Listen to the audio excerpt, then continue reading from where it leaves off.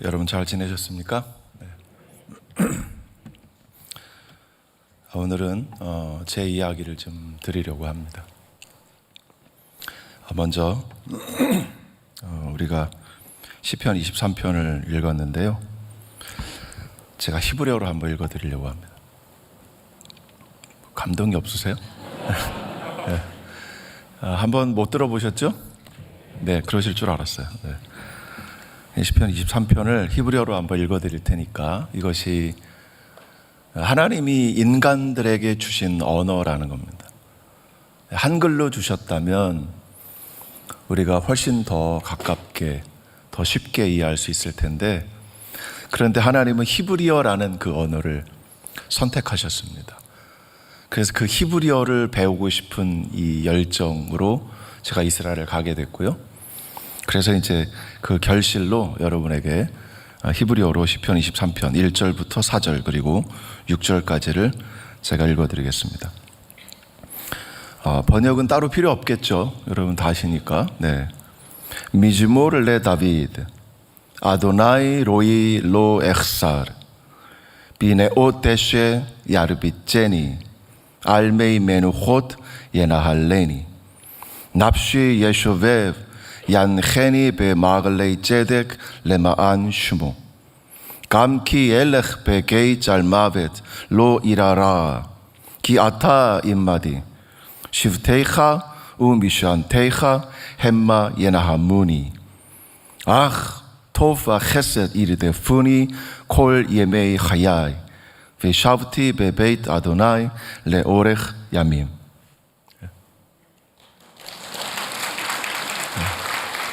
그래서 여러분들은 되게 예의가 있으시네요. 박수도 쳐주시고. 네. 저는 종신대학부를 나왔고요. 그리고 신대원을 졸업을 했는데, 중간에 히브리어를 알고 싶다는 그 막연한 그 기대감으로 이스라엘을 갔습니다. 신대원 1학년 마치고 이스라엘에 가서 1년 동안 현대 히브리어를 배웠습니다. 1년이면 되지 않을까, 제가 언어를 조금 잘하는 게 있는 것 같아서. 그랬더니 히브리어를 공부하는 단계가 6단계가 있는데, 그 중에 한 3단계 지나고 4단계 정도 하다가 왔습니다. 굉장히 많이 했다고 그래요. 하고 왔는데도 뭐 히브리어 성경을 본다는 거는 쉽지 않습니다. 현대 히브리어와 성경 히브리어는 거의 같긴 한데, 현대 히브리어가 조금 더 쉽게 단순화시켰고, 성경 히브리어는 더 복잡하고 예외도 많고 이렇습니다. 우리 생각하시면 용비어천가가 성경 히브리어고, 지금 현대 한국말이 이제 히브리어다, 현대 히브리어다, 이렇게 생각하시면 될 거예요. 너무너무 좋았습니다. 저는 이제 인천의 낙원제일교회 출신입니다. 제가 신앙생활을 거기서 처음 시작했고, 그리고 저희 지금 원로 목사님한테서 말씀, 또 기도, 이런 훈련을 굉장히 많이 받았고, 그래서 목사님에게 쫄랐습니다. 목사님, 저 공부시켜 주세요. 그래서 낙원제일교회 목사님 또 장로님들이 공부하고 오라고 보내주셔서 이스라엘 가게 됐습니다. 그때가 1999년이었습니다. 지금 여기 제 아내가 와 있는데 98년에 결혼하고, 그리고 누군지 궁금해하지 마세요. 그냥. 네. 여러분들이 못 보던 예쁜 여자분이 계시다, 그럼 그 사람이 제 아내입니다. 그리고 99년 10월에 이스라엘에 갔습니다. 갈 때 첫 아이를 임신하고 그리고 갔습니다. 참 정말 막연하게 갔어요. 가방 하나 들고 갔으니까. 숟가락 젓가락도 없이 그냥 가서 참 어렵게 삶을 시작했습니다. 임신을 했다 보니까 아내와 같이 학교를, 이제 저는 이제 아내가 히브리어를 좀 잘하면 제 아이들이 히브리어를 잘할 수 있지 않을까. 그래서 제 아내를 끌고 막 공부를 시키려고 임신해서 배가 막 불어오는데 학교를 다닌 거죠. 울판이라고 하는 이 히브리어 과정이 있어요. 얼마나 힘들면 이름이 울판이겠어요. 살판도 아니고 우슬판도 아니고 울판이 히브리어 수업하는 과정이었습니다. 그러니까 처음에는 너무 어려워서, 근데도 울판으로 들어갔는데 나중에는 정말 어려워서 울어도 못 나온다고 합니다. 이것이 히브리어예요.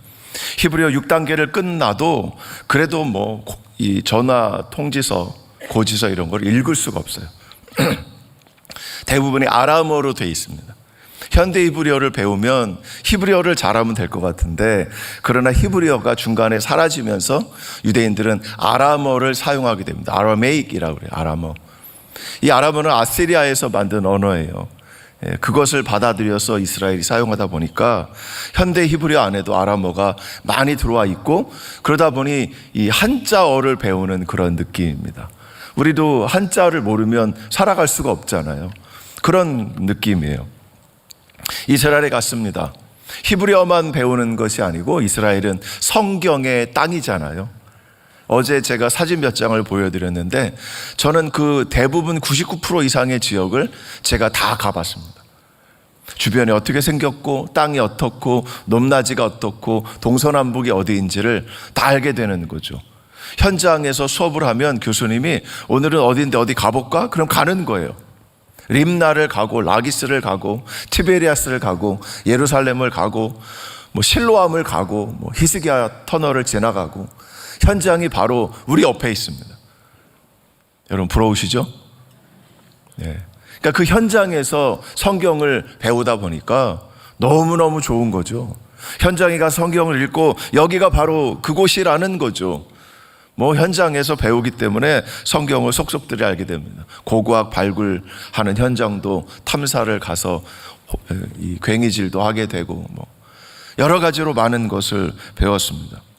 이렇게 공부하던 중에 아카도를 했고, 우가리더를 했고, 아람어를 했고, 헬라어, 독일어, 영어, 현대 히브리어, 성경 히브리어, 온갖 언어를 다 공부했습니다. 이렇게 하면 이것이 이제 성서학을 공부하는 기본 과정이 되는 거예요. 이렇게 공부하다가 2002년이 되었습니다. 어느새 석사과정 2년이 마치게 됐고, 7월 31일에 고고학 페이퍼를 하나를 써서 학교에 제출을 하고, 같이 갔던 동료 목사님하고 이제 식당, 카페테리아에 가서, 제가 좋아하는 중국식 식당이 있는데 거기 가서 밥을 먹게 됐습니다. 그 앞에 저보다 먼저 도착한 분이 계셨고, 그 세 사람이 삼각형의 모양으로 앉아서 식사를 하고 있는데, 저하고 왼쪽 분 사이에 기둥이 하나가 세워져 있었어요. 이 기둥이 얼마나 중요한 기둥이었는지 나중에 아시게 될 겁니다. 막 식사를 하고 이야기를 하고 하는 도중에 제 마음에 문득 지금 나가야 되는데 라는 생각이 든 거예요. 근데 제 아내가 며칠 전에 꿈을 꿨습니다. 저희 처가를 갔는데, 옛날같이 이런 아주 오래된 집처럼 된 그 처가에 갔는데 호랑이가 갑자기 나타나서 제 아내를 쫓아다니더라는 거예요. 근데 처가의 식구들은, 장인어른도, 처제들, 장모님 다 그거를 바라보고는 도와줄 생각을 안 하고 가만히 있더라는 겁니다.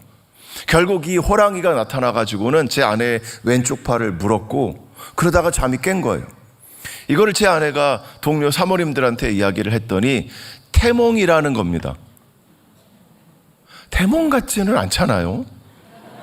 태몽은 뭔가 이렇게 기쁜 이런 게 있어야 되는데, 위협을 받는 상황에서 태몽은 아닌 것 같은데, 좀 이상하다, 우리 기도하자 이러고는 그 꿈 꾸었던 것도 기억나고, 뭔가 지금 내가 여기서 나가야 되는데 라는 생각이 들었는데 마침 나갈 수는 없는 상황이 되었던 겁니다. 그러다가 갑자기 제 왼쪽에 앉은 분이 저 여기를 딱 하고 때리는 겁니다. 왜? 너무 세게 맞아가지고 오른쪽으로 넘어지면서 정신을 잠깐 잃었어요. 그리고는 다시 일어나서 눈을 들어 보는데 제 앞에 앉은 두 분이 사라졌습니다. 이건 뭐지? 그땐 제가 안경을 썼었는데 안경도 날아갔고, 그리고 귀에는 왕왕왕왕 하는 소리가 막 들렸고, 이미 그때 고막이 터져버렸던 거예요.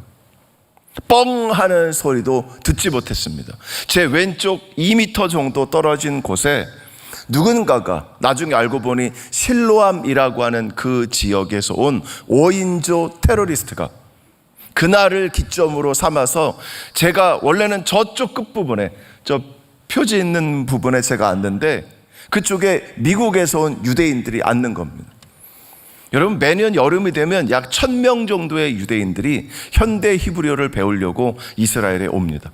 히브리대에 와서 한 8주간 정도 있는 울판이라는 현대 히브리어 과정을 등록을 하거든요. 그 아이들이 저쪽에 앉아서 밥을 먹고 있었던 거죠. 만약에 그 아이들이 없었으면 저희가 저쪽으로 갔을 겁니다. 그런데 있었기 때문에 저희는 가장자리로 밀려나서 여기 앉은 건데, 그 사이에 저쪽을 향해서 폭탄을 설치했는 거예요. 007 가방에 폭탄을 넣고 신문지를 덮어놓고 밖에 나가서 전화기로 폭탄을 터뜨리는 그런 일을 계획했던 거예요. 저희들은 그거 몰랐던 거죠. 뻥 터졌는데 이 사제폭탄은 한쪽으로만 나간다고 그래요. 나가면서 그 폭탄의 뒤열에 의해서 7월 31일이니 얼마나 더웠겠습니까? 반팔에 반바지에 샌들에 양말도 안 신고, 그리고는 거기서 밥을 먹다가 다쳤습니다. 아, 이것이 폭탄이구나. 폭탄의 화약 냄새가 코에 진동을 하는 거예요. 안경이 없으니까 잘 희미하게 잘 보이지도 않고 귀는 왕왕왕왕 거리고 너무나 두려워가지고 문득 보는데 제 왼쪽 팔 반팔에 불이 타고 있는 겁니다. 와, 이런 상상을 해봤어야죠. 그래서 오른손으로 막 불을 끄는데 불이 안 꺼져요. 그래서 웃두리를 벗어서 버리고 그리고는 바깥으로 뛰어나갔어요. 나와보니까 공원에 있는 기다란 벤치가 놓여 있어요. 거기 앉았어요. 앉았는데 기운이 없어. 오른쪽으로 팔을 베고 누웠다가 문득 제 손을 보게 됐습니다. 여러분, 제 손 클로즈업 되시면은 해주시면은, 하나 둘 셋 안 되시는 거예요. 그럼 여기에 보시면 대충 좀 뭔가 거뭇거뭇한 거 보이시죠? 여러분, 여기에 시계 자국 보이시죠? 제가 설명을 드릴게요. 여기 시계 자국이 원래 제 살이에요. 그 아래 위는 다 불에 탔습니다. 그러니까 시계 자국, 반지 있는데, 여기서 하시는 거예요? 네. 예, 보이는 거죠. 보이죠? 여기 시계 자국 보이죠? 깨끗한 게, 그죠? 그러니까 시계가 있던 곳은 불에 안 탄 거예요. 요 결혼 반지 있는데도 불에 안 탔습니다. 그러니까 폭탄이 뻥 터지면서 순간적으로 열이 저에게 와서 덮치고는 사라졌던 거예요. 그러니까 뭔가 살짝 온만 있었어도 불에 안 탔던 거죠. 그런데 그 폭탄 열로 인해서 저는 50%의 화상을 입었습니다. 50%. 여러분, 눈썹. 저는 원래 쌍꺼풀이 없었거든요. 수술하던 과정에 왼쪽 쌍꺼풀이 생겼어요. 기왕 할 거면 오른쪽도 해주지. 디테일이 부족해. 유대인들이 자비심이 좀 부족한 것 같아요. 왼쪽에는 쌍꺼풀도 생겼고 눈썹도 다 탔습니다. 나중에는 제 손톱도 다 새로 나고 빠지고 없어졌어요. 그러고는 밖에 나와 앉아있는데 히브리대 학생들이 와서 제 얼굴을 만질 수가 없는 거죠. 그러면서 자꾸 물어보는 거예요. 너 이름이 뭐냐? 너 어디서 왔냐?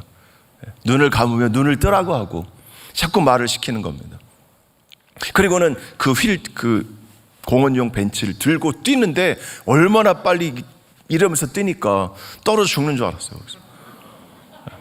그리고는 앰뷸런스로 탔습니다. 탔더니 그 앰뷸런스 안에, 여러분, 이 옆에 탈탈 이 수염이 길게 난, 머리카락을 길게 기른 뚱뚱한 검은색 옷 입고 하얀 와이셔츠를 입은 종교인이라고 하는데, 그 종교인이 거기 앉아 있는 거예요. 그분이 왜 거기 앉아 있을까? 저는 그런 쪽에 굉장히 관심이 많았으니까 이 아픈 중에도 그걸 막 생각을 하는 겁니다. 이 사람이 왜 여기 앉아 있을까? 왜 종교인이 이 일을 해야 될까? 나중에 알고 보니까 테러를 당한 사람들 몸에서는 피가 나오잖아요. 그렇죠? 막 이런 버스 테러 일어나잖아요. 길거리에서 폭탄 막 터지잖아요. 그러면 살 조각이 몸이 다 사라져 버려요. 그럼 그 종교인들로 구성된 이 뒤처리 반이 있습니다. 굉장히 유명해요. 테러 남이 사람들이 바로 갑니다. 이 사람들이 와서 살점 하나, 머리카락 하나, 피 한 점까지 딱 깨끗하게 청소하는 거예요. 왜 그렇게 해야 되는지 아시겠죠? 유대인들은 정결이 중요합니다. 나라가 정결해야 돼요. 피가 아무데나 흘리면 안 되는 거죠. 그래서 성막 안에도 물두멍이 있는 거잖아요. 꼭 닦아야 되는 겁니다. 그래서 모든 물을 동원해서 깨끗하게 닦고 피 살점 하나하나까지 다 짜져서 다 닦아내고 처리하는 겁니다. 그러니까 그런 것들을 처리할 수 있는 라이센스를 받은 사람들이 그 차에 앉아 있는 거예요. 다 자원봉사자예요. 그런 얼마를 가고 있는데 숨이 안 쉬어져. 그래서 허파를 다쳤나 보다. 나 숨 안 쉬어진다고 말을 하니까 산소호흡기를 껴주고, 그리고는 그 먼 병원을 금방 도착했습니다. 그리고는 막 밀고 들어가는데 수술실에 불이 보이고 살이 부어가지고 폭탄 때문에 반지가 안 빠지는 거예요. 시계 풀르고 옷 벗기고 막 하는 사이에 저는 이분들에게 내 몸을 맡기면 되겠다라고 생각하고는 눈을 감았습니다. 그리고는 눈을 떴을까요? 못 떴을까요? 그죠? 바보 같은 질문이었죠. 눈을 떴으니까 여기 있을 거 아니에요. 눈을 떴는데 제 아내가 제 옆에 서 있는 거예요.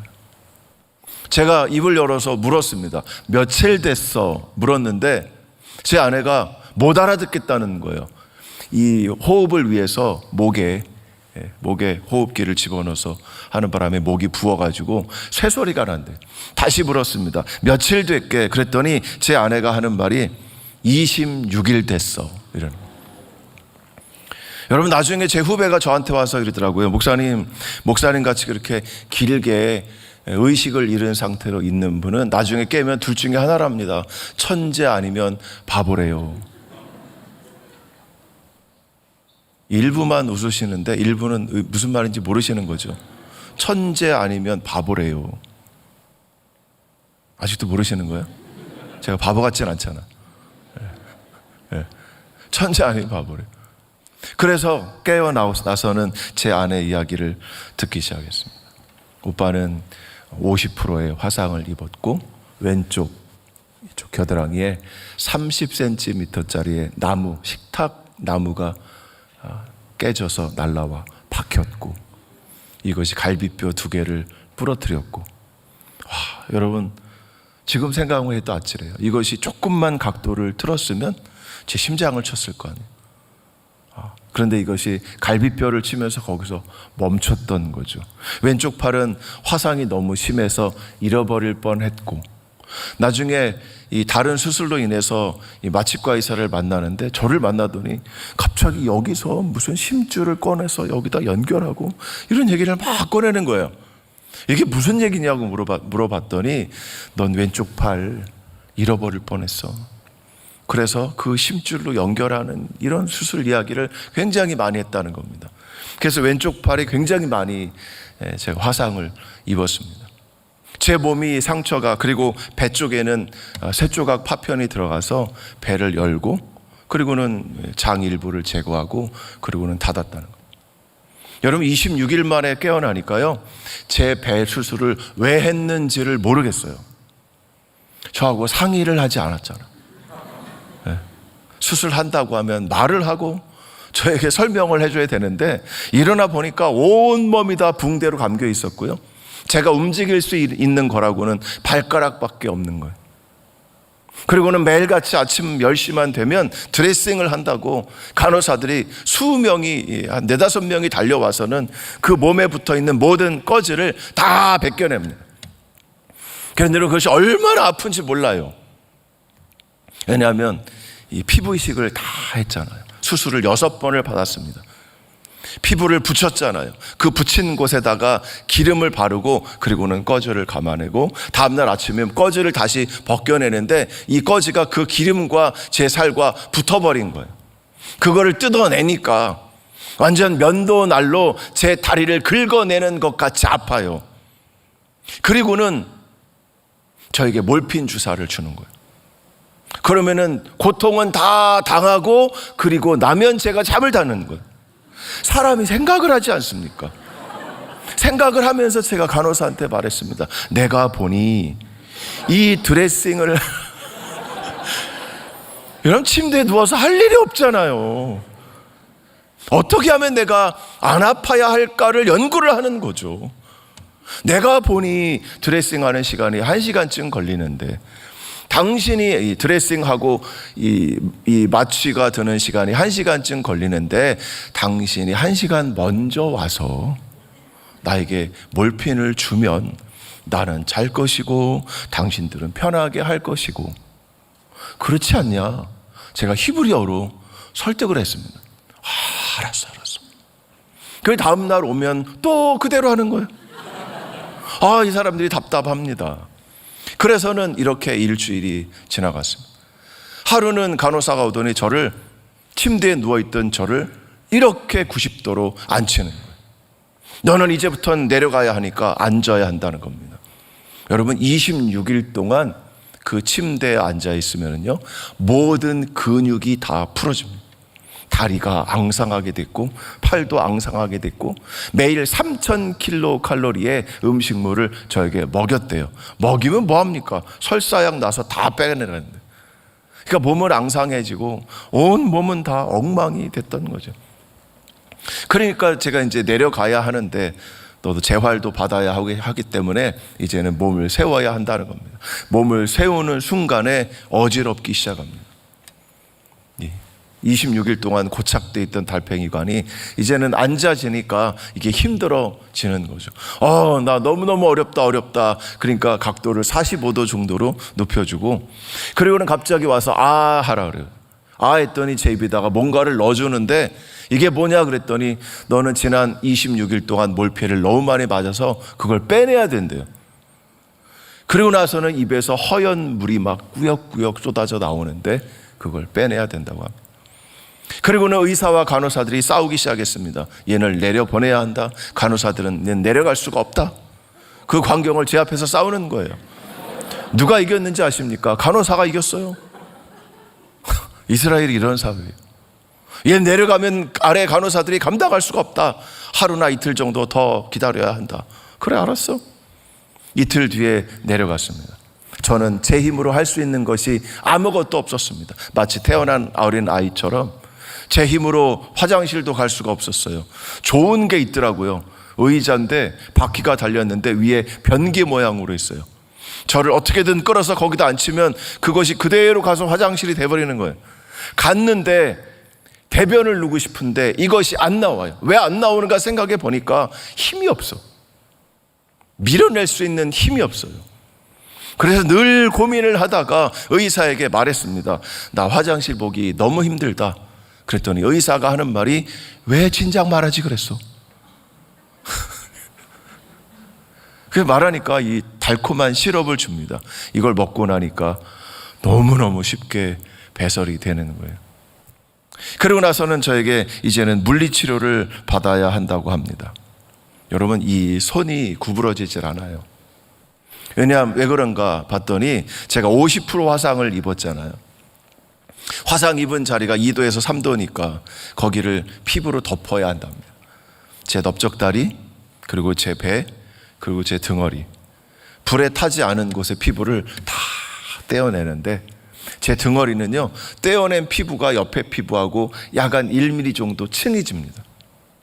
그거를 떼어서 다 다리와 팔, 양쪽 팔 여기를 덮었습니다. 덮었는데 왼쪽 팔 부분은 부족했어요.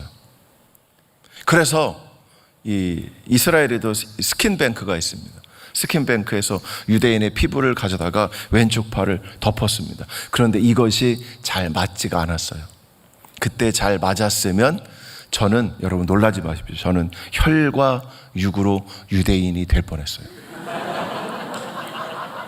엄청난 기회를 놓친 겁니다. 여러분, 저는 혈과 육으로 아브라함의 후손이 될 수 있었던 거예요. 제가 유대인의 피를 얼마나 많이 맞았는지 아십니까? 정말 안타까워요. 제가 참석하던 유대인 교회가 있었는데 거기에서는 이방인들에게 너희들의 기도도 하나님께서 받아주신다, 막 이렇게 기도해요. 여러분, 여러분이 유대인이라고 생각해 보십시오. 혈과 육으로 아브라함의 자손인 거예요. 그 프라이드가 얼마나 대단하겠습니까? 저는 여러분들과 다른 사람이 될 수 있었던 거죠. 그런데 그걸 놓쳤던 거예요. 지금 생각해도 아깝습니다. 그러나 다행인 것은 저에게는 유대인의 피가 흐른다는 것. 여러분, 저희 아이 둘은요 다 이스라엘에서 태어났습니다. 그것도 베들레헴에서, 그것도 세인트 홀리 패밀리 하스피털에서, 거룩한 가족 병원에서 태어났습니다. 그래서 저희 아이들은 이스라엘 한국의 호적에 이렇게 기록되어 있어요. 이스라엘국 베들레헴시 출생.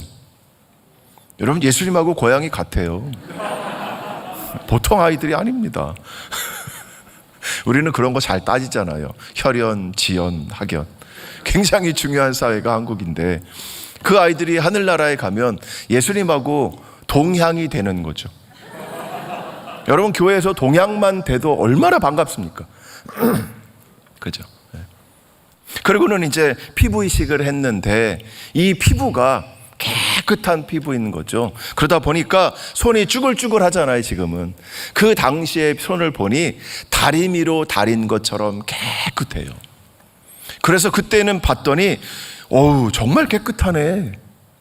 그런데 깨끗하니까 이것이 안 되는 거예요.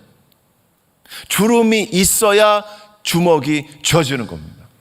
여러분, 인생이 깨끗한 인생이 옳은 그게 아니라는 거죠. 삶이.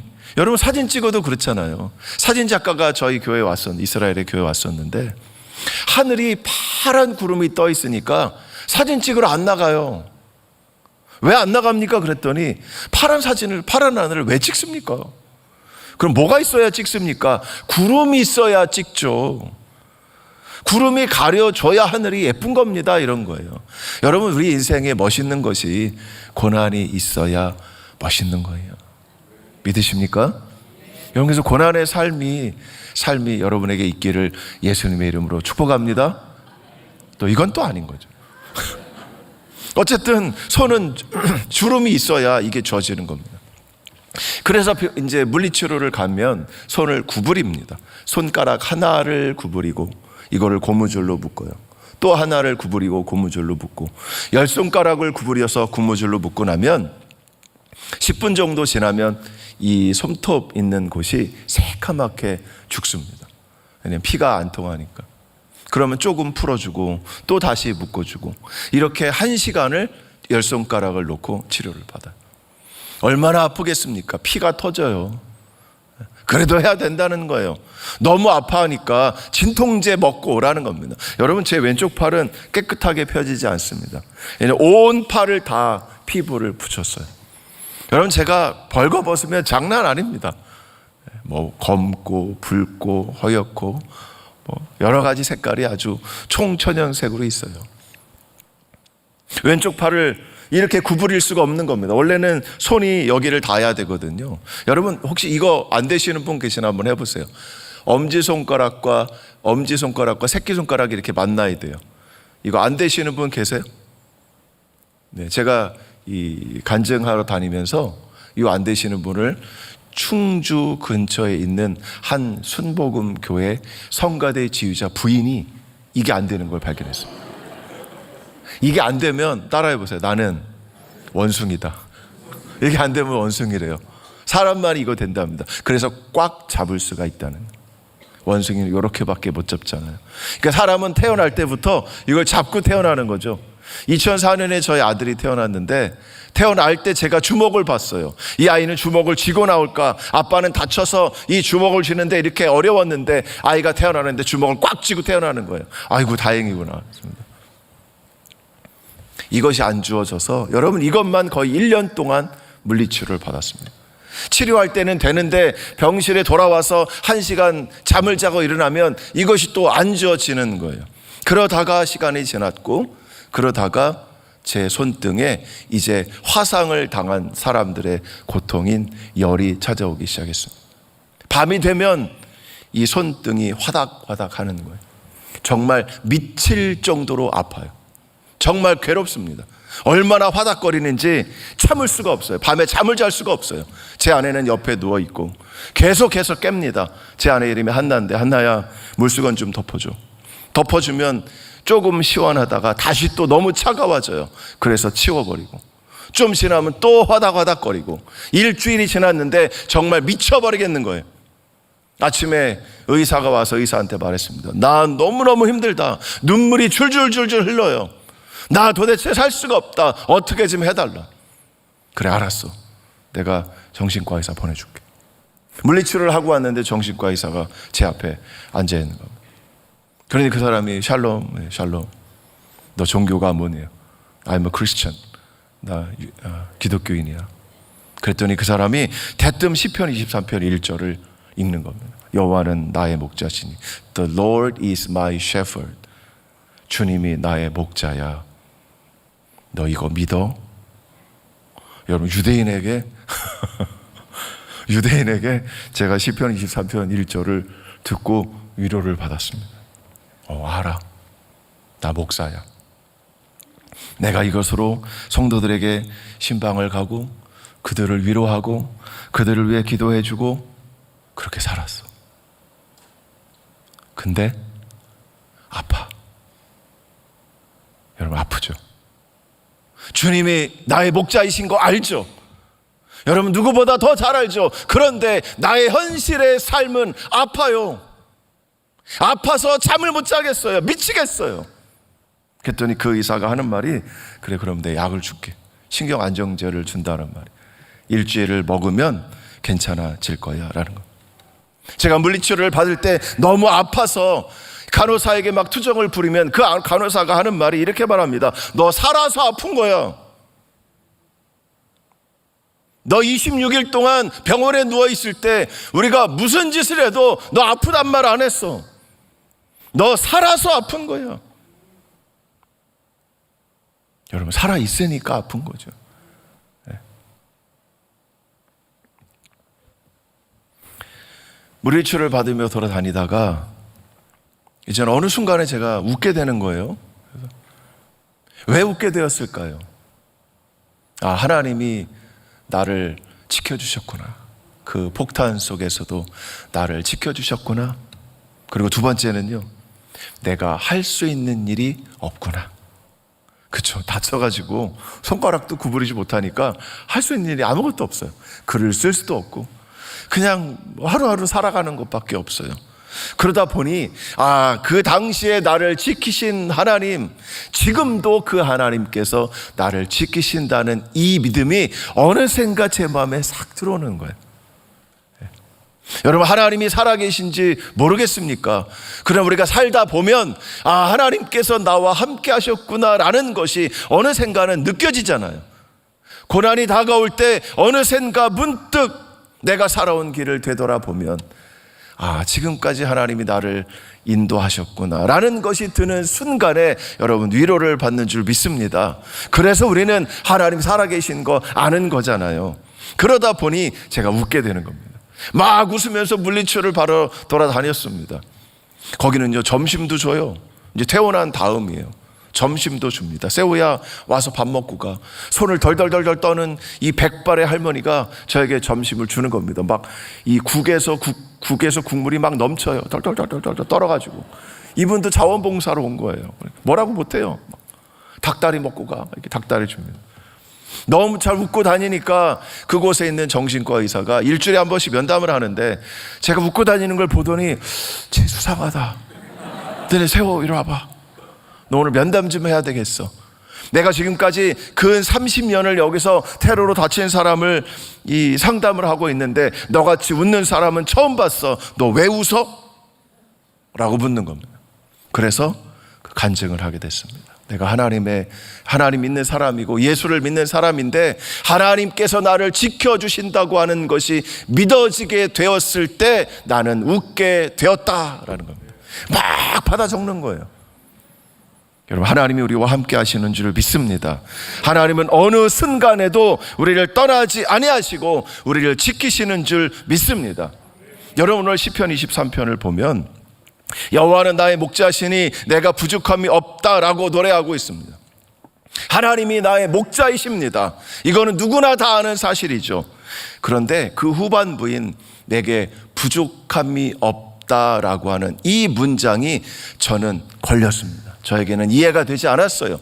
하나님이 나의 목자이신데 왜 이 시를 지은 다윗은 부족하다라는 단어를 썼고, 그리고는 부족하지 않다라고 하는 부정의 부정, 강한 긍정이죠. 왜 부정의 부정을 사용했을까라는 것이 저는 이해가 되지 않았습니다. 그리고는 4절에 넘어가 보니 내가 사망의 음침한 골짜기로 다닐지라도 라고 노래하고 있는 거예요. 여러분, 이것이 다윗이 처한 현실의 상황이라는 것을 알게 됐습니다. 내가 사망의 음침한 골짜기를 다니고 있다는 겁니다. 그런데 다윗은 여호와가 나의 목자이시기 때문에 나에게 있는 부족함이 아니다라고 그는 외치고 있다는 거예요. 여러분, 우리의 현실은 부족하지 않은 분 있습니까? 부족하죠. 우리의 뜻대로 되는 거 있습니까? 그러나 하나님이 나의 목자이시기 때문에 나는 그 하나님을 믿고 살아간다는 겁니다. 여러분, 2절에 보면 그가 나를 푸른 풀밭에 누이시고 쉴만한 물가로 인도하시는 도다. 여러분, 2절에 나오는 이 아름다운 멋진 그림 하나 가지고 왔는데 한번 보여줘 보세요. 이런, 그죠? 많이 보셨죠? 우리는 이런 그림을 그리면서 시편 23편을 바라본다는 거죠. 그러나 여러분, 이런 곳은 이스라엘에 없어요. 진짜 이스라엘 어떤지 보여주세요. 이겁니다. 그나마 오른쪽에 있는 저것 보이시죠? 저것도 요 정도의 풀밖에 안 돼요. 그것도 겨울에만 요 정도만 자랍니다. 왼쪽 봐보세요. 없잖아요. 왼쪽은 왜 없는지 아십니까? 태양이 이쪽을 지나가거든요. 겨울이니까 해가 낮잖아요. 낮은 것으로 지나가니까 햇볕을 덜 받는 곳은 요만한 풀이 자라지만 햇볕을 받는 곳은 그나마 아무것도 자라지 않습니다. 다음 것도 보여주세요. 이런 깊이 있는 골짜기에 저기 자라는 나무는 왜 자라는지 아십니까? 저곳에 석회암지대이기 때문에 속에서 물이 터져나와요. 그 물이 지나서 저곳에만 나무가 있는 겁니다. 깊은 골짜기가 바로 저런 곳이에요. 또 하나 보여주세요. 이런 깊은 골짜기, 여기를 워킹 투어하는 트레킹이 있어요. 이런 곳에 다윗은 살아가고 있다는 겁니다. 여러분, 2절에 나오는 푸른 풀밭, 쉴만한 물가, 이런 곳은 이스라엘에 없어요. 이상적인 곳입니다. 여러분, 누가 23편을 목가적인 시, 낭만의 시라고 불렀습니까? 여러분, 낭만적이지 않아요. 현실에 고통이 있고 아픔이 있는 곳입니다. 이상적인 모습만 생각할 수는 없잖아요. 그런데 그 하나님은 3절에 내 영혼을 소생시키시고 자기 이름을 위하여 의의 길로 인도하신다는 거예요. 이런 이상적인 그곳으로 나를 인도하시고 풀을 뜯어먹고 물을 먹으면 내 영혼이 회복이 되는 거죠. 그리고 그 하나님은 자기 이름을 위하여 자기를 믿는 자에게 복을 주신다. 이런 믿음의 고백입니다. 그런데 그 고백을 하고 나서 현실을 바라보니 바로 4절이 눈에 들어오는 거죠. 내가 사망의 음침한 골짜기로 다닐지라도, 해가 있다는 겁니다. 그런데 그 해를 두려워하지 않는다는 거죠. 여러분, 해는 온갖 종류의 악함을 말합니다. 히브리어로 라는 악한 겁니다. 안 좋은 것, 좋지 않은 것을 말해요. 그런데 그때에 주께서 나와 함께 하심이라. 여러분, 이 시편 23편에 제일 놀라운 것이 뭐냐면 지금까지 하나님을 3인칭으로 그리고 있다는 겁니다. The Lord, He is my shepherd. 그분이 나를 인도한다는 겁니다. 그런데 4절에 오게 되니 여기에 나오는 주께서 나와 함께 하심이라. 이 주께서라는 단어가요, 유라는 단어. 히브리어로 아타예요. 아타. 해보세요. 아타는 당신이라는 말입니다. 2인칭 남성 단수예요. 당신이 나와 함께 한다는 겁니다. 지금까지 이상적인 하나님을 그릴 때는 히로 그렸습니다. 그로 그렸습니다. 그런데 현실을 살아갈 때에 내가 해를 당하지 않을 것을 두려워하지 않는다고 하는 이 고백은 당신께서 나와 함께 하기 때문이라는 거예요. 갑자기 그라고 하는 분이 당신이라는 분으로 나와 함께 한다는 겁니다. 여러분, 그와 당신은 다르죠. 그는 저 멀리 계신 분입니다. 나의 지식의 하나님이겠죠. 내가 아는 분이라는 거죠. 그러나 내 인생에 들어오지 않은 분이라는 겁니다. 지금도 여기 계신 분들 중에 그의 하나님을 믿고 사는 분 계실 겁니다. 지식으로는 알아요. 그러나 내 현실 속에 역사하시는 하나님을 경험하지 못한 분들도 계실 거예요. 현실에 오게 되면 그 하나님이 이제는 당신이 되는 줄 믿습니다. 당신의 하나님을 믿는 여러분 되시기를, 우리가 되기를 예수님의 이름으로 축복합니다. 바로 당신이 나와 함께 하십니다. 당신의 지팡이와 당신의 막대기가 나를 위로해 준다는 겁니다. 여러분이 목자는 2개 나무를 가지고 다니는 거죠. 작은 것, 그리고 기다란 것.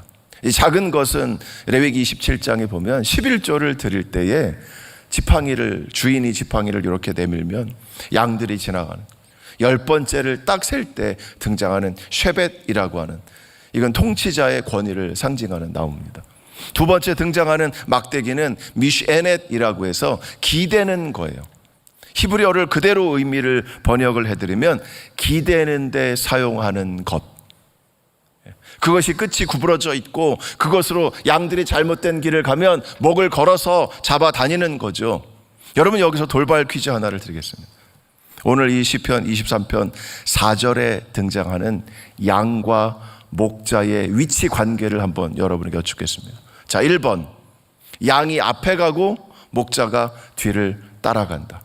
양이 앞에 가고 목자가 뒤를 따라간다. 2번, 양과 목자가 함께 나란히 걸어간다. 3번, 목자가 앞에 가고 양이 뒤를 따라간다. 4번, 낸들 알겠느냐? 자, 1번, 양이 앞에 간다. 네, 내려보세요. 자, 2번, 양과 목자가 함께 걸어간다. 아주 민주적인 걸 좋아하시는 분들이세요. 네, 내리세요. 3번, 목자가 앞에 간다. 당연히 목자가 앞에 가고 양이 따라가야지. 그죠? 4번, 낸들 알겠느냐? 네. 자, 일반적으로 목자가 앞에 갈 수 있고 양이 앞에 갈 수 있습니다. 주전 15세기 우가리드에서 발견된 양과 목자의 그림이 발견됐는데 거기 보니까 두 가지의 종류가 다 발견됐어요. 같이 갈 수 있어요. 뒤에 갈 수 있고 앞에 갈 수 있습니다. 그런데 오늘 시편 23편에 여기에 등장하는 양과 목자의 위치는 양이 앞에 갑니다. 그리고 목자가 뒤를 따라가요. 그렇다면 시편 23편 4절의 이 말씀은 당신이 나와 함께 한다는, 이 당신은 어디에 있습니까? 내 뒤에 있다는 거죠. 당신이 뭘 갖고 있습니까? 작은 쉐벳과 미슈에넷과 이 두 가지를 동시에 가지고 있다는 겁니다. 당신이 내 뒤에 있는데 나는 이 광야의 길을 내가 앞서서 걸어간다는 거죠. 그러므로 내가 해를 먼저 만난다는 거죠. 그럼에도 불구하고 나는 두려워하지 않는다는 거죠. 왜? 당신이 나와 함께 하니까. 어디에? 내 뒤에. 그리고 6절로 넘어갑니다. 내 평생의 선하심과 인자하심이 반드시 나를 따르리니. 여러분, 따라온다는 겁니다. 따라온다. 이 그림 언어로 생각해 보세요. 뭐가 따라옵니까? 선하심과 인자하심이. 여러분, 내 뒤에 있는 것이 뭡니까? 지팡이와 막대기. 지팡이와 막대기가 목자의 손에 들려서 내 뒤를 따라오는데, 그것이 양은 뭐라고 느낍니까? 선하심과 인자하심이 내 뒤를 따라오는 것으로 느끼고 있는 거죠. 선하심은 토브라는 거예요. 토브는 하나님께서 창세기 1장에서 온 천지를 창조하시고 보시니 좋았더라 할 때 이 좋았다는 것. 그리고 인자하심이라고 하는 것은 헤세드. 여기도 해가 등장합니다. 해보세요. 헤세드. 이번 3일 동안 이 해를 배우고 가시면 여러분들 성공하신 겁니다. 헤세드가 바로 나를 따라온다는 겁니다. 선하심과 인자하심이 반드시 나를 따라온다라는 것입니다. 그러면 나는 여호와의 집에 영원히 살리로다. 믿으십니까? 하나님이 나와 함께 하시기 때문에 나는 이 세상에서도 하나님과 함께 살아간다라고 말씀드릴 수 있겠습니다. 그리고 나서 2003년 10월이 되었습니다. 제가 2002년 7월에 다쳤고 1년 반 정도가 지난 뒤에 사랑의 교회 오정효 목사님 부임하시면서 특세를 하게 되었습니다. 그런데 그 특세 때 36일째 되는 날 말씀을 듣고 기도하던 중에 갑자기 하나님께서 제게 한 영상을 보여주셨습니다. 예루살렘에 가면 메아 쉐아림이라는 마을이 있어요. 메아 쉐아림, 100개의 마을 또는 100배라는 뜻인데, 유대인 종교인들이 예루살렘 성 밖에 나와서 문을 밖에 두고 다 서로 간에 벽을 붙여서 마을을 만들었다고 그래서 100개의 마을이라는, 100개의 문이라는 뜻으로 마을을 만들었는데, 여러분, 거기는 예루살렘에 5만 명이 되는 유대인 정통 종교 사람들만 밀집해서 삽니다. 거기는요, 험불하게 옷을 입지 않으면 지나갈 수가 없어요. 험불이라 하면 우중충한 색깔, 회색, 갈색, 밤색, 검은색, 칼라를 입으시면 안 되고요. 여자 아이들은 머리가 깁니다. 결혼하지 않은 아이들은. 그러나 결혼한 여자분들은 머리를 다 깎아요. 머리를 저 정도로 깎습니다. 그리고 밖에 나갈 때는 가발을 쓰거나 보자기를 써요. 그래서 여러분 여행 가셔서 통곡의 벽을 가면 중년 여인들은 다 가발이나 보자기를 쓰고 있습니다. 결혼하지 않은 미혼들은 다 머리를 기르고 차랑차랑하게 다녀요. 하늘 앞비가 신문에 글을 썼는데 여성들이 옷을 입는 법에 대해서 썼습니다. 남성들의 옷은 하얀색 와이셔츠에 검은색 옷을 입으니까 별 규정이 필요 없어요. 그들은 늘 긴팔과 긴 바지를 입습니다. 그러나 여자들은 어떻게 입어야 하느냐? 목뼈에서 목 등뼈 3개가 보이면 안 되고요. 여기에 소매가 벌어져서 속아내가 보이면 안 되고요. 그리고 발목 복숭아뼈에서 10cm 이상 올라오는 옷을 입으면 안 되고요. 색깔은 우중충한 옷을 입어야만 합니다. 이것을 발표했어요. 이것이 이스라엘 신문에 났습니다. 여인들에 대한 규제가 굉장히 강한 거죠.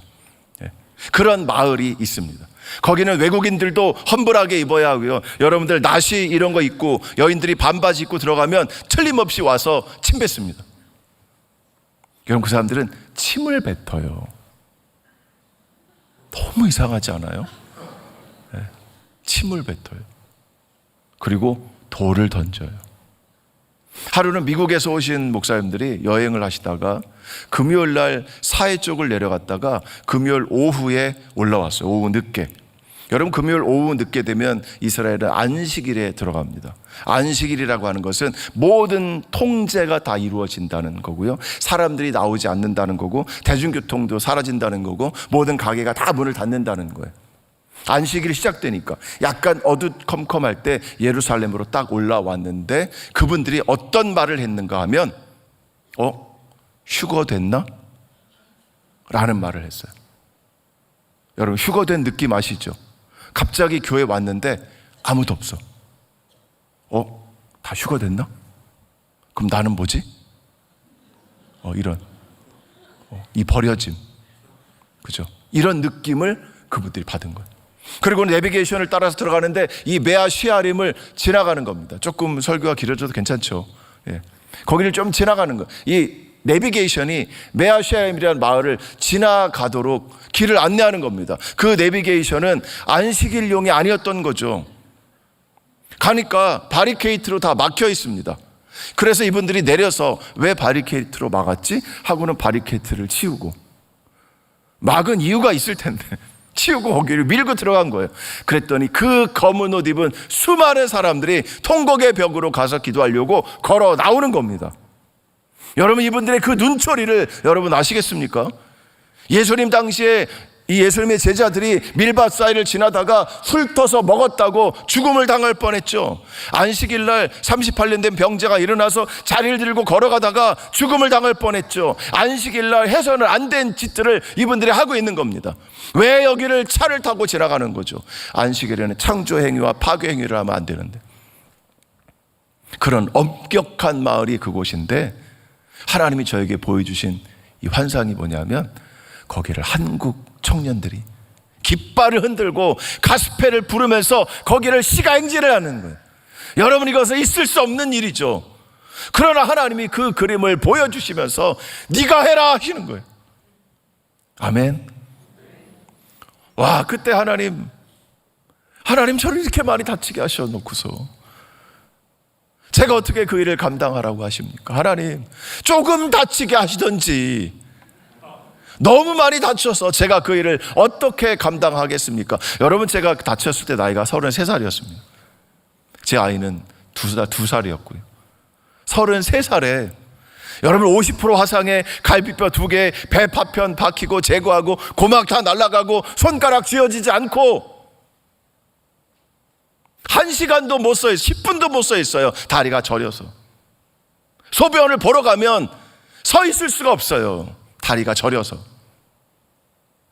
왜 하나님 나를 이렇게 만들어 놓으시고, 제가 잘 알아들을 텐데 조금만 힌트만 주셨어도. 그리고는 하나님이 저에게 주시는 마음이 뭐냐면 내가 이것을 기뻐한다라는 거예요. 내가 이것을 기뻐한다. 그런데 너는 이스라엘에 가서 공부만 했다는 겁니다. 머물었습니다. 하나님 이것을 기뻐하시는데 저는 여기서 공부만 했습니다. 내가 이것을 해라.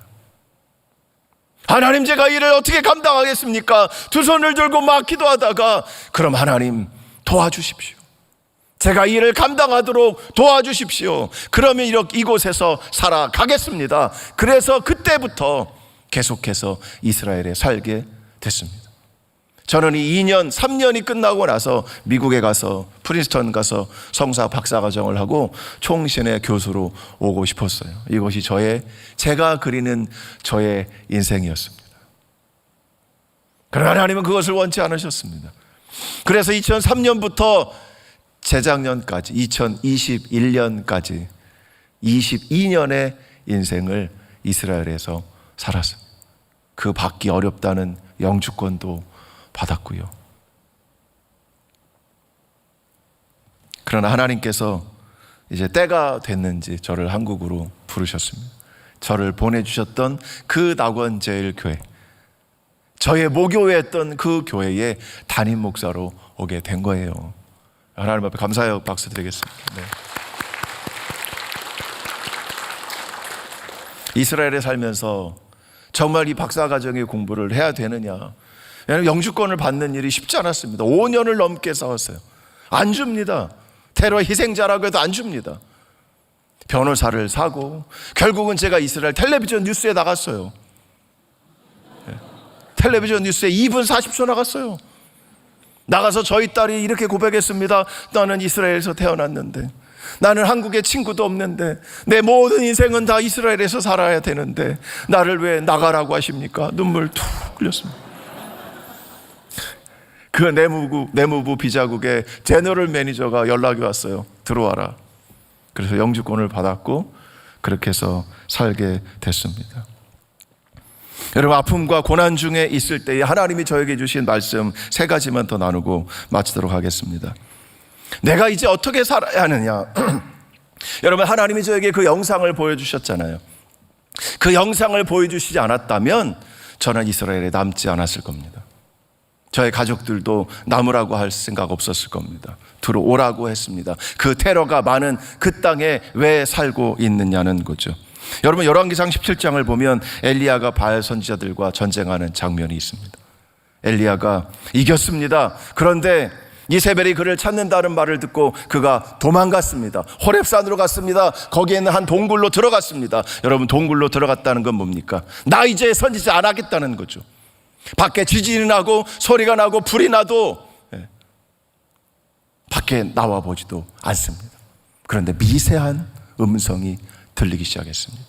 여러분, 그때 엘리야가 어떻게 반응했는지 아십니까? 제가 이렇게 적어왔어요.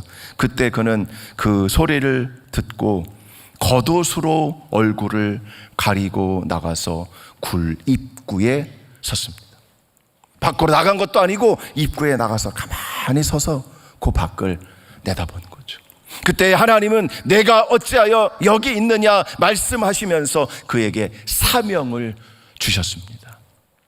여러분, 고난이 있고 아픔이 있고 내가 어찌 살아가야 할지 모를 그때의 사명을 받으면 우리는 다시 일어날 수 있을 줄 믿습니다. 오늘 이 시간 하나님께서 우리에게 사명을 주시기를 예수님의 이름으로 축복합니다. 아멘. 여러분, 믿음이라는 것이 무엇입니까? 믿음이라고 하는 것은 히브리어로 에무나라고 합니다. 제가 믿음 2가지를 가르쳐 드리는데 오늘 1가지만을 가르쳐 드리겠습니다. 왜 하나만 가르쳐 드리는지 아시겠죠? 믿음 2가지가 있는데 그 1가지로 믿음은 히브리어로 에무나라고 합니다. 한번 따라해 보십시오. 에무나. 에무나라고 하는 것은 벽에 못을 박으면 잘 박혀 있는 상태, 이것을 에무나라고 합니다. 움직이지 않고 그대로 있는 것, 그 상태를 유지하는 것, 이것을 에무나라고 말합니다. 모세가 출애굽기 17장에서 아말렉과 전쟁할 때에 그의 팔이 올려들죠. 그의 팔이 내려오지 않으면 이기고 내려오면 지고 올라가면 이기는 그 상황에서 그의 팔이 내려오지 아니하고 계속해서 들려져 있다라고 하는 이 단어가 바로 에무나입니다. 에무나란 흔들리지 않는 것, 내려오지 않는 것. 저는 이 단어를 버틴다라는 것으로 해석을 합니다. 여러분, 믿음이란 바로 버티는 것입니다. 왜 버틸 수 있습니까? 하나님이 나와 함께 하신다는 것을 믿기 때문에, 그래서 우리는 버틸 수 있는 줄 믿습니다. 여러분, 제가 이스라엘에 22년을 살면서 순종이란 무엇인가를 배웠습니다. 한번 따라해 보십시다. 상처 없는 순종은 없다. 여러분, 상처 없는 순종은 없습니다. 상처 없이 나는 순종했다고 생각하신다면 여러분 잘 생각해 보십시오. 그것은 누구나 할 수 있는 순종일 것입니다. 여러분, 예수님께서 십자가에 달려 돌아가셨습니다. 못을 양손에 박으시고 옆구리에 창자국이 있고 발에 못자국이 있죠. 그분이 돌아가신 뒤에 부활체로 변화돼서 제자들이 있는 그 방 안으로 들어왔습니다. 문이 잠겼는데 예수님은 그 문을 뚫고 들어오신 거죠. 부활체니까 가능했죠. 그런데 예수님이 제자들에게 내 손을 내주면서 내 손에 상처를 만져봐라. 도마에게 말씀하시죠. 내 옆구리에 상처를 만져봐라. 여러분, 부활체가 되셨다는 건 몸이 변화됐다는 거죠. 그런데 그 변화된 그 몸에도 여전히 그 상처가 있다는 겁니다. 여러분, 이것은 바로 순종의 상처라는 거죠. 그 순종의 상처는 부활체로 바뀌었음에도 불구하고 변화되지 않고 그대로 남아있다는 겁니다. 여러분, 상처 없는 순종은 없습니다. 여러분, 저는 비록 이것이 순종의 상처는 아니지만 이 상처로 인하여 순종을 배웠습니다. 여러분, 이번 여름 사역에 대해서 또는 앞으로 여러분의 인생에 대해서 어떻게 살아가야 될지 고민하신다면, 하나님이 주신 마음에 순종하기 어렵다면 상처를 생각하시고, 여러분, 상처 없는 순종 없습니다. 아픔이 있는 것이 진정 하나님이 받으시는 순종인 줄 믿습니다. 여러분, 그 삶을 살아가실 수 있기를 예수님의 이름으로 축복합니다. 주님이 세우신 곳이 아무리 힘들고 어려워도 포기하지 마시고 그곳에서 믿음으로 에무나로 버티고 서서 주님이 기뻐하시는 사명을 잘 감당하시는 저와 여러분 되시기를 예수님의 이름으로 축복합니다. 오늘 마지막이기 때문에 제가 여러분에게 이 아론의 축복문으로 축복하기를 소망합니다. 여러분, 유대인들은 제가 시내 걸어 나가면 거린들이 이렇게 와요. 그럼 거린들이 오면 동전 바구니를 흔들면서 돈을 달라는 거죠. 그럼 제가 손을 딱 들고 이 아론의 축복문을 히브리어로 낭독을 합니다. 그럼 그 거린이 딱 정자세로 서서 한 소절 끝날 때마다 아멘, 아멘, 아멘 하고 딱 끝나면 그냥 갑니다. 네. 여러분, 이것이 축복문의 힘이고 위력이에요. 유대인들은 그 단어 하나하나, 이 축복문이 갖고 있는 이것이 돈보다 더 값어치가 있다고 생각을 하는 거예요. 그래서 오늘 여러분에게 이 축복문으로 축복하기를 원합니다. 여러분, 자리에 다 한번 일어나시고, 그 거린처럼, 우리가 어린 아니지만 정말 정자세로 하나님 앞에 서시고 손을 모으시고, 하나님 이 시간에 그 아론의 축복문으로 내 인생에 복을 주시옵소서 간절히 소망하는 마음으로 이 기도를 받으시기를, 이 축복을 받으시기를 소망합니다. 한 소절이 끝나면 저와 함께 아멘으로 받으시기를 바랍니다. 먼저 한글로 먼저 한번 제가 하고 그 다음에 히브리어로 해드리겠습니다. 한글도 끝나면 이제 아멘 받으시면 되겠습니다. 여호와는 내게 복을 주시고 너를 지키시기를 원하며 아멘. 여호와는 그의 얼굴을 내게 비추사 은혜 베푸시기를 원하며 아멘. 여호와는 그 얼굴을 내게로 향하여 드사 평강 주시기를 원하노라 아멘. 예바레헤카 아도나이 웨 이슈므레카 아멘. 야엘 아도나이 파나벨레이카 비훈네카 아멘. 이사 아도나이 파나벨레이카 웨 야셈레카 샬롬 아멘. 우리 시간에 선 자세로 찬양하면서 하나님 앞에 기도로 나가겠습니다. 나의 모습, 나의 소유, 주님 앞에 모두 드리기를 원합니다. 나의 아픔, 나의 기쁨, 내 모든 눈물도 드리기를 원합니다. 내 생명을 주님 영광 위하여 사용하여 주옵소서. 우리 시간에 함께 기도하기를 원합니다. 길을 잃고 방황하는 이들에게 다시 사명을 주옵소서. 버티는 흔들리지 아니하는 믿음을 주옵소서. 에므나의 믿음을 허락하여 주옵소서. 상처 없는 순종이 없다고 했습니다. 주님, 아무리 아프고 상처가 나도 주님께서 원하시는 순종과 헌신을 드리는 우리가 되기를 원합니다. 주님께서 기뻐하시는 자리에 있게 하여 주옵소서. 우리 다 함께 주여 한번 부르짖고 통성으로 기도합니다. 주여, 오 사랑하시는 아버지 우리 하나님, 이 시간에 우리가 하나님의 귀한 말씀을 받았습니다. 오 주님 아버지, 우리 사랑하는 이 3.1교회